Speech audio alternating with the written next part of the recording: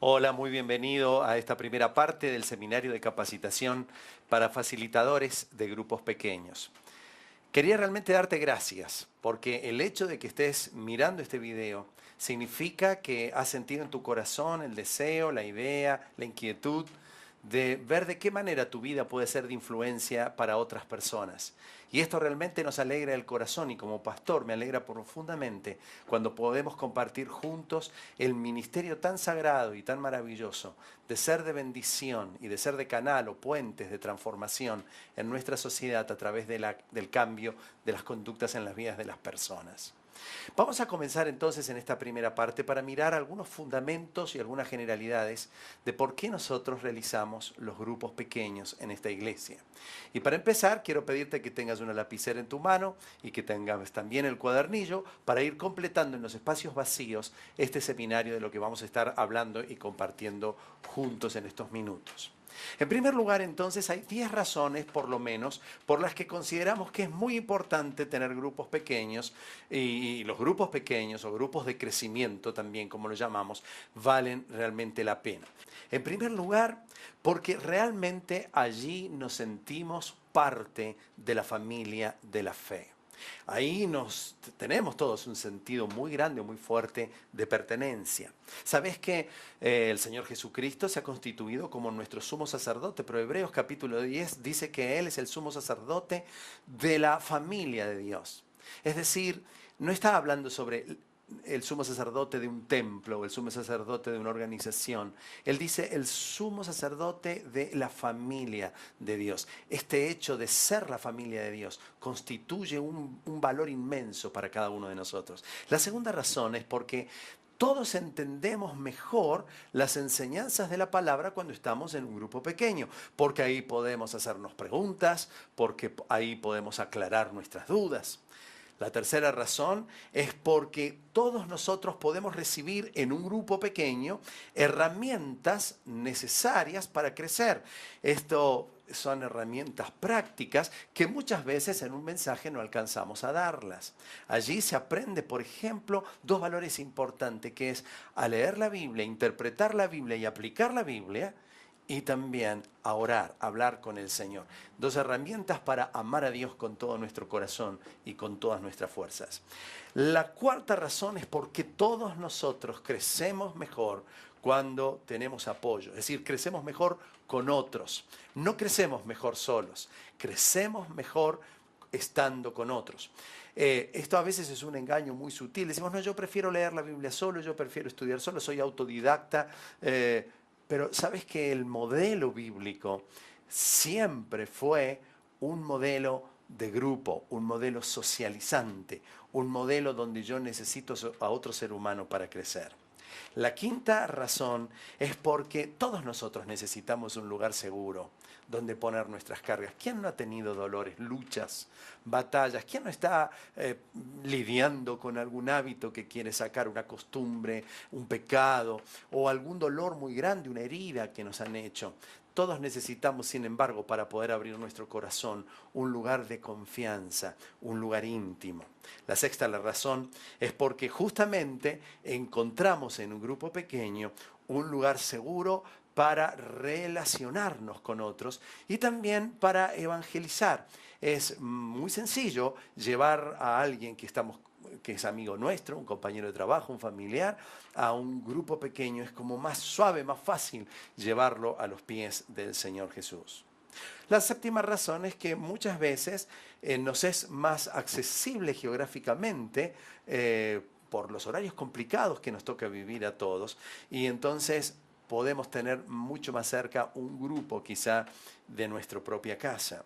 La octava razón es porque realmente el grupo pequeño moviliza una gran cantidad de personas en la tarea más importante, que es ministrar a las personas. Por eso en nuestra iglesia nos alegra profundamente cuando personas como vos están intentando decir, quiero asumir una de las responsabilidades más altas que puede tener el ser humano, que es ministrar a otras personas.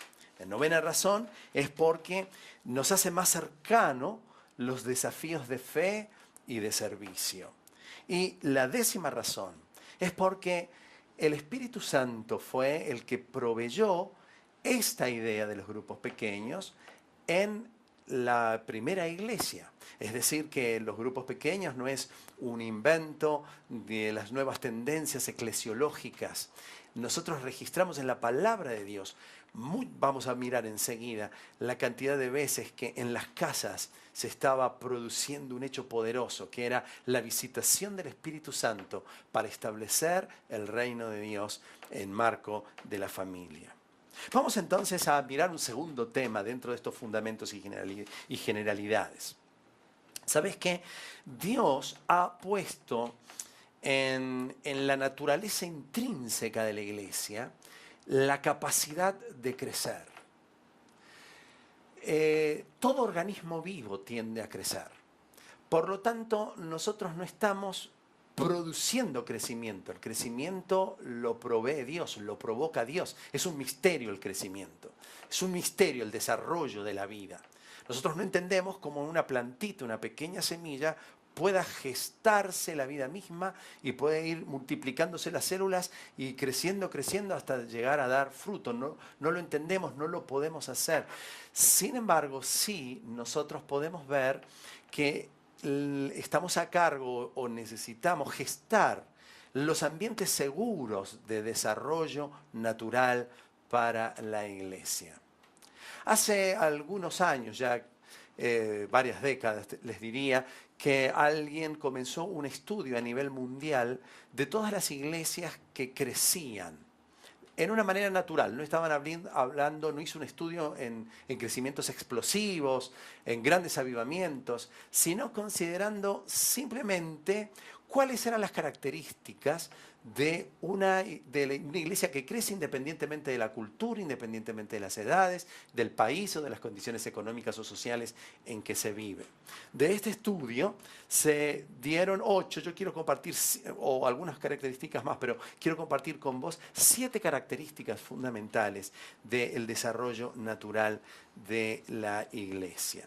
La primera de esa característica cualitativa es un liderazgo capacitador. Es decir, cuando en una iglesia los responsables de la iglesia en crecimiento concentran su trabajo en capacitar a otros creyentes para la obra del ministerio, allí hay una posibilidad muy grande de que se pueda crecer. La segunda razón es, o la segunda característica de las iglesias, son ministerios según los dones. Es decir, el servicio de los cristianos lo hace a través de los dones, porque estos son los que le provocan verdadero gozo y satisfacción en el hacer. La tercera de las características de las iglesias que crecen es la de una espiritualidad contagiosa. Esto tiene que ver con la vida de oración de los creyentes. Es decir, cuando nosotros al conversar con los miembros de la iglesia nos damos cuenta que transpiran no actividades, sino vida. Dios está haciendo algo esta semana conmigo. Dios está transformando esto. Es decir, una fe poderosa, viva, basada, por supuesto, en la palabra de Dios. Poca esperanza tiene una iglesia mientras no aprenda a transmitir vida y fe a otros con un entusiasmo contagioso. Esto que el apóstol decía, fervientes en el espíritu. La cuarta razón o la cuarta característica son cultos inspiradores. Es decir, el culto donde nos reunimos todos como iglesia para celebrar a Jesús se transforma en algo inspirador. Inspirador significa que hay un soplo de parte o aliento de parte de Dios. La conclusión unánime de los presentes en esos encuentros es que el encuentro les ha gustado, les ha hecho bien.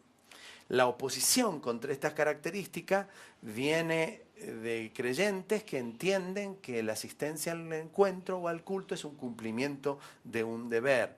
Por lo tanto, hay personas que asisten a la iglesia para hacerle el favor a Dios, o para hacerle favor al pastor, o para que el líder del grupo pequeño no lo critique, digamos.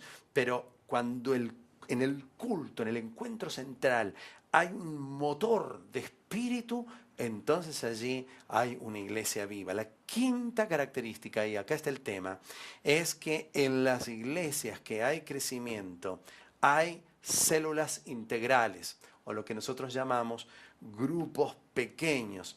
Y esta célula integral significa que se practica el discipulado y hay una transferencia de vida en lugar de transferencia de conocimientos. No es el lugar donde enseñamos textos bíblicos, sino es el lugar donde experimentamos que la palabra tiene poder para cambiarnos y para transformar nuestras vidas. Es decir, que lo que se insta es al cambio de los valores de una persona en el grupo pequeño. Estos son las células integrales. No son células de estudio bíblico, no son grupos de servicio, son grupos donde hay transformación poderosa en las vidas. En sexto lugar, toda iglesia que crece tiene un evangelismo según las necesidades. Esto significa que más o menos se calcula que un 10%, 15% de las personas de una iglesia tienen el don evangelista. Pero el 90% da testimonio. ¿Por qué? Porque tiene una historia que contar.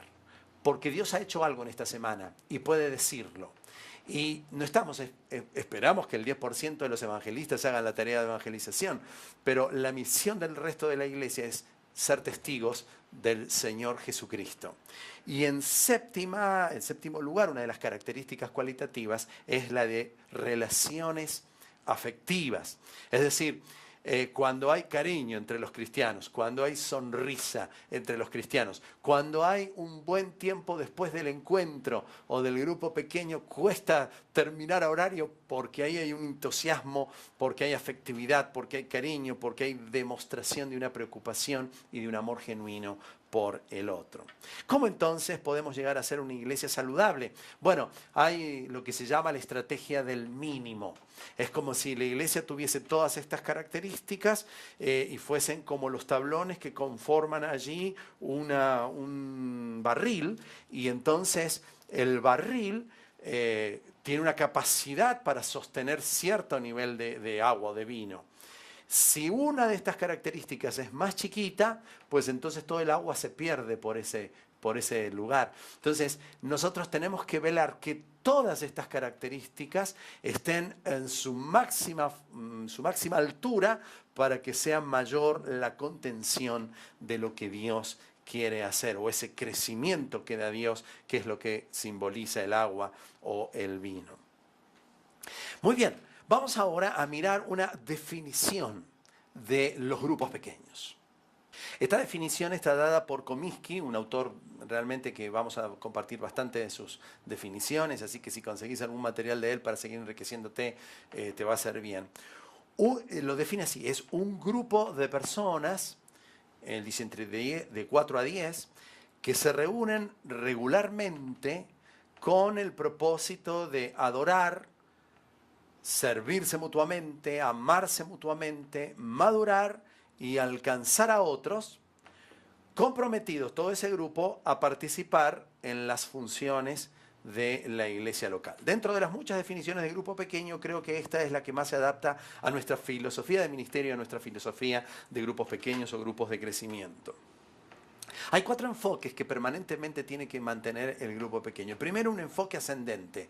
Queremos conocer a Dios. Hemos sido creados para conocer a Dios. Hemos sido hechos para adorar a Dios. Y Él nos ha creado para darse a conocer. Por lo tanto, el primer enfoque tiene que ser ascendente. En segundo lugar, el segundo enfoque es un enfoque interno, que es conocernos uno al otro. Es decir, yo estoy aquí para conocerme y conocer al otro y para darme a conocer. Para esto se requiere, por supuesto, en este enfoque un alto sentido de vulnerabilidad. El tercer enfoque es un enfoque externo, es decir, nunca debemos perder de vista que nuestra vida está para afectar la vida de otros y si queremos alcanzar a otras personas que no conocen al Señor Jesús. Y el cuarto enfoque es un enfoque hacia adelante. Es decir, estamos pensando en la preparación de un nuevo facilitador. Yo quiero decirte que una de las funciones tuyas va a ser equipar a alguien en el corto plazo para que sea un facilitador de un nuevo grupo pequeño. Porque estás aprendiendo la tarea de afectar a otros para que esos otros también afecten a otros en una cadena multiplicadora o, digamos, de crecimiento exponencial. Deben mantenerse pequeños los grupos. ¿Cuánto es lo suficientemente pequeño? Bueno, no podríamos decirlo, pero sí lo suficientemente pequeños para que haya un número de comunicaciones o de líneas de comunicación lo suficientemente sanas y saludables. Si somos un grupo de 4, de 5, creo que se alcanza 6, un lindo nivel de comunicación. Pero si somos 20 personas en un grupo pequeño, sin lugar a dudas que la mitad de ellos no van a poder expresar nada, no van a poder decir nada. Es decir, que van a ser presencia de un grupo de estudio, pero no van a haber líneas de comunicación.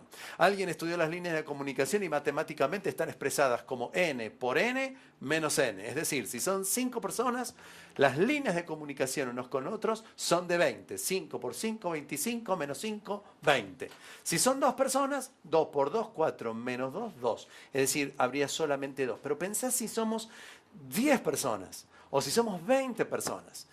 La cantidad de líneas de comunicación son tan grandes que no hay tiempo ni espacio para que podamos realmente establecer esa comunicación. Así que por eso lo llamamos un grupo pequeño y grupo de crecimiento.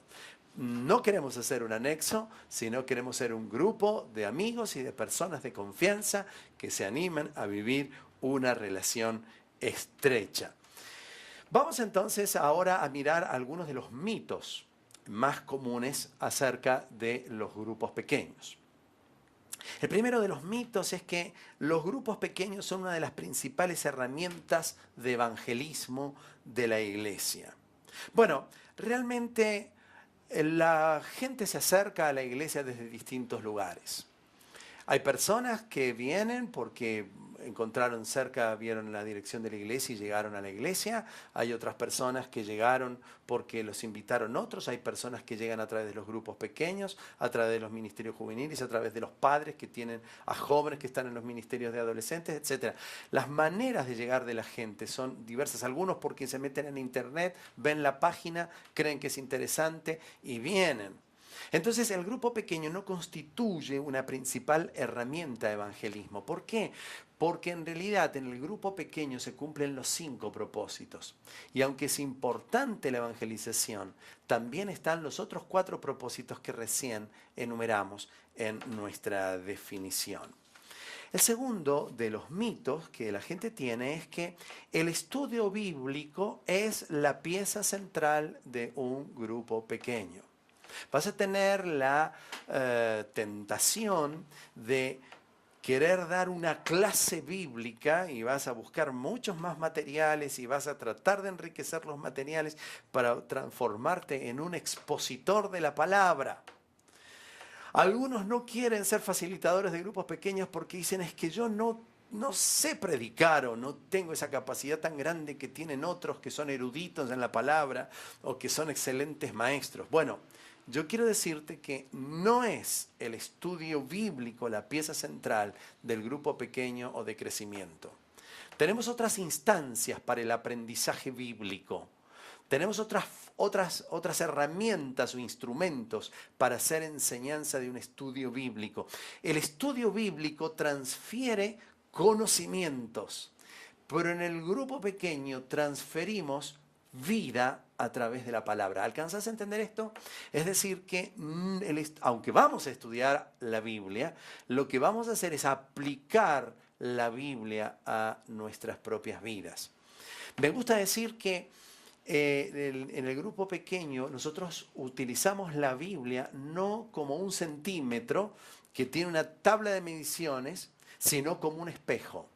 Normalmente el centímetro nosotros lo usamos para medir a otros, para medir lo otro, para medir el conocimiento, para medir la inteligencia, para medir cuánto sabe o no sabe. Esto es el conocimiento a través, como si fuese un centímetro. Medimos el desarrollo de otro. Pero cuando nosotros miramos a la palabra como un espejo, Nadie pone un espejo para que se miren otros. El espejo normalmente lo tomamos y nos miramos nosotros.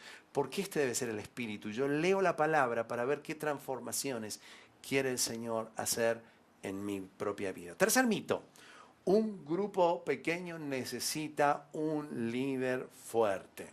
Es decir, alguien que tenga un don de liderazgo y que sea una persona sumamente carismática y sumamente agradable y que sepa hacer los chistes correctos y entusiasta, casi que tiene que ver, casi estamos buscando con alguien con un tipo de personalidad.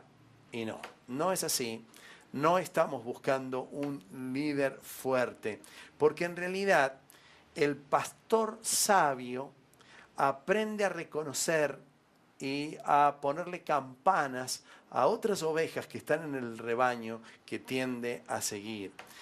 Esto mantiene a las ovejas juntas y simplifica la forma o la tarea de mover el rebaño de un lugar a otro. Es decir, es mejor guiar unas cuantas de estas ovejas y por ende al rebaño entero que guiarlas con perros ovejeros.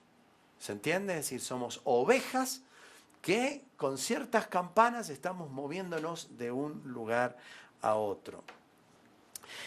Siempre nos conviene poner a dos líderes. Siempre intentamos que hayan dos personas al frente del grupo para que ninguno sienta que es el dueño de este grupo, ni de las ovejas, ni que actúe ahí como ladrando fuerte para imponer su idea. Pero acompañado de este tercer mito hay un cuarto mito, y es que cualquier creyente espiritualmente sano podría liderar un grupo pequeño. Bueno, y hemos comprobado que en realidad uno puede ser un creyente sano, pero no siempre puede liderar un grupo pequeño, porque hay algunas condiciones especiales que se tienen que dar, como por ejemplo un alto interés en la vida de otras personas. Y saben, uno de los dos dones más importantes que debería tener el facilitador de grupo pequeño es el don pastoral, es decir, el acercamiento a las personas, y en segundo lugar, el don de hospitalidad, es decir, de hacer sentir a las personas valiosas, importantes, en casa. Estos son como muy fundamentales, además de otros requisitos que por supuesto vamos a mirar.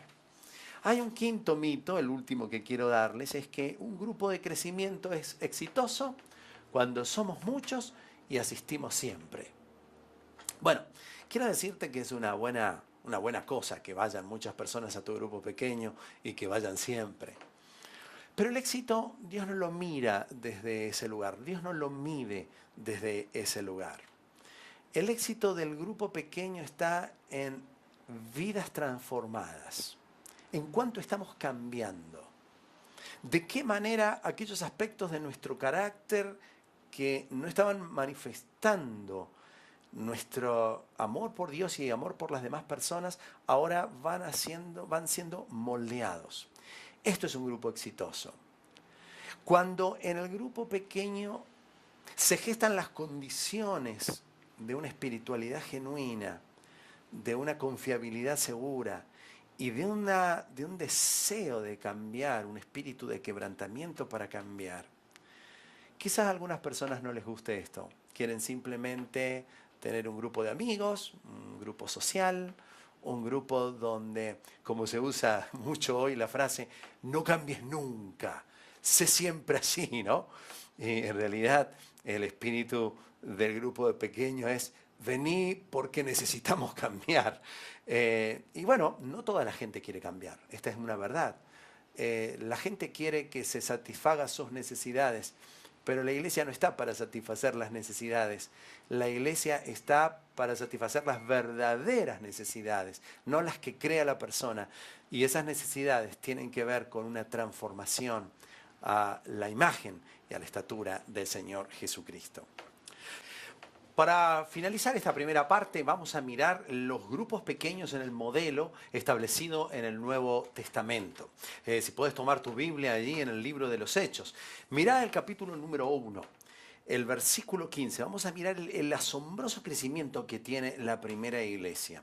En el verso 15 dice, por aquellos días Pedro se puso de pie en medio de los creyentes, que era un grupo como de 120 personas. Vamos al capítulo siguiente, por favor, a Hechos en el capítulo 2, el verso 41. Así pues, los que recibieron su mensaje fueron bautizados y aquel día se unieron a la iglesia unas 3.000 personas. Unos versículos más, el 47. Alabando a Dios y disfrutando de la estimación general del pueblo estaba la iglesia, y cada día el Señor añadía al grupo los que iban siendo salvos. Avanzá al capítulo 4, verso 4. Pero muchos de los que oyeron el mensaje creyeron, y el número de estos llegaba a unos 5.000. Al capítulo siguiente, por favor, verso 4. Y seguía aumentando el número de los que creían y aceptaban al Señor. Vamos a los versículos, el versículo 28 del capítulo 5. Les hemos prohibido terminantemente enseñar en este nombre, le decían allí. Sin embargo, ustedes han llenado a Jerusalén con sus enseñanzas y se han propuesto echarnos la culpa a nosotros de la muerte de ese hombre. Esta es una discusión que estaban teniendo allí. En Hechos, el capítulo 6, verso 1. En aquellos días, al aumentar el número de los discípulos, aumentaron los problemas, por supuesto, siempre pasa eso, se quejaron los judíos de habla griega, etc. Pero fíjense, está aumentando el número de los discípulos. El verso 7, y la palabra de Dios se difundía y el número de los discípulos aumentaba considerablemente en Jerusalén. E incluso muchos de los sacerdotes obedecían la fe. El capítulo 21 del libro de Hechos, ahí, capítulo 21, mirá el verso 20. Dice que al oírlo, luego le dijeron a Pablo, ya ves, hermano, cuántos miles de judíos han creído. Y todos ellos siguen aferrados a la fe, en una discusión de la fe y de los gentiles y demás, ¿no? Pero fíjense la realidad. Son todos datos numéricos. Es interesante en el libro de los Hechos las veces que va hablando de datos numéricos. ¿Saben que durante los primeros 25 años la iglesia en Jerusalén llegó a crecer de 120 a 60.000 personas? La pregunta es, ¿dónde colocaron a esas personas durante esos 25 años? En el capítulo 5, en el verso 42, dice, de Hechos, dice, y día tras día en el templo y de casa en casa. Los grupos pequeños, los grupos de crecimiento, grupos caseros, como quieramos llamarle, no dejaban, dice, de enseñar y anunciar las buenas nuevas de que Jesús es el Mesías. ¿Dónde enseñaban y dónde anunciaban las buenas nuevas? Allí en el templo. Tenían dos tipos de reuniones, una reunión general y una reunión en casas, grupos grandes y grupos pequeños, en el templo y en las casas. En la primera iglesia, los grupos pequeños constituyeron, yo diría, la clave ministerial, el desarrollo ministerial fundamental o la base de ese ministerio eran los grupos pequeños. Miren, en el capítulo 2, de hecho, seguimos el verso 46, dice, no dejaban de reunirse en el templo ni un solo día, y de casa en casa partían el pan, compartían la comida y lo hacían con alegría y con generosidad. En el capítulo 8, verso 3, dice que Saulo, por su parte, causaba estragos en la iglesia. ¿Cómo hacía? Entrando de casa en casa, arrastraba a hombres y mujeres y los metía en la cárcel. Es decir, que la iglesia, independientemente de la angustia y de la persecución que sufría, estaba en las casas. Ahí iba Pablo a sacar, Saulo en ese momento, a sacar a los creyentes y meterlos en la cárcel. Noten lo que dice el Hechos capítulo 20, el verso 20. Hechos capítulo 20, verso 20. Ustedes saben que no he vacilado en predicarles nada que les fuera de provecho, sino que les he enseñado, dice Pablo, públicamente y en las casas. Si vamos a 1 Corintios, capítulo 16, 19, al final dice, las iglesias de la provincia de Asia les mandan saludos. Aquila y Priscila les saludan cordialmente en el Señor, como también la iglesia que se reúne en la casa de ellos. En Colosenses, capítulo 4, 15, dice, saluden a los hermanos que están en la Odisea, como también a Ninfas y a la iglesia que se reúne en su casa. Es decir, que tenemos una gran cantidad de textos bíblicos que nos hablan de esta realidad del ministerio de los primeros cristianos. El grupo general, templo, multitud y en grupos pequeños. El crecimiento de la iglesia trae siempre inquietud. Noten este ejemplo en el Nuevo Testamento. En Hechos, en el capítulo 6, verso 1 al verso 7, cuando los discípulos estaban atendiendo, los apóstoles estaban atendiendo una gran cantidad, empezaron a tener problemas de atención, empezaron a haber problemas de una adecuada convivencia. Comenzaron a haber problemas entre ellos porque no se podían atender todas las necesidades. Es decir, los apóstoles empezaron a ver que no eran supersónicos, que aunque ellos iban a las casas y aunque enseñaban por las casas, no alcanzaba la tarea. Entonces, siempre el crecimiento de una iglesia provoca inquietud. Cada vez que nosotros estamos estableciendo estrategias, la gente empieza como a sentirse incómoda y además comienzan a haber problemas internos. Esto es algo normal que pasa en la vida de la iglesia.